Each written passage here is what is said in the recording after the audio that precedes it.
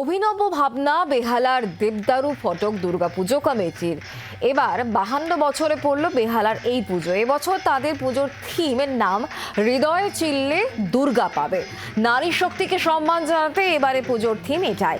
প্রদীপ জ্বালিয়ে এদিন পুজো উদ্বোধন করেন কলকাতা মেয়র ফরহাদ হাকিম। চতুর্থীতে বেহালার এই পুজো দেখতে ভিড় করেছেন বহু মানুষ।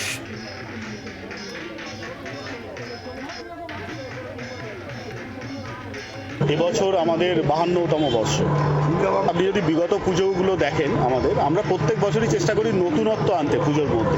তো এবছরও আমাদের চিন্তাভাবনা ছিল যে বাঙালির হৃদয়ে দুর্গার প্রতি যে আমাদের আবেগ আছে সেই আবেগটাকে তুলে ধরা।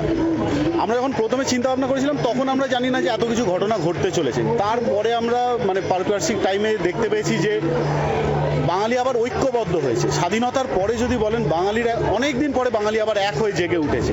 সেই সমস্ত বাঙালির আবেগকে মাতৃরূপের মধ্যে দিয়ে তুলে ধরাই আমাদের এবারে প্রচেষ্টা হৃদয় চিল্লে দুর্গা পাবে।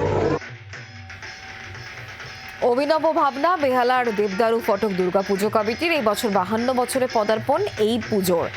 আর এবারে এই পুজোর থিম হৃদয় চিল্লে দুর্গা পাবে। নারী শক্তিকে সম্মান জানাতে এবারে এই পুজো প্রদীপ জ্বালিয়ে এদিন পুজোর উদ্বোধন করেছেন মেয়র ফরহাদ হাকিম। আর চতুর্থীর দিনই সেখানে দেখা গেল উপচে পড়া ভিড়।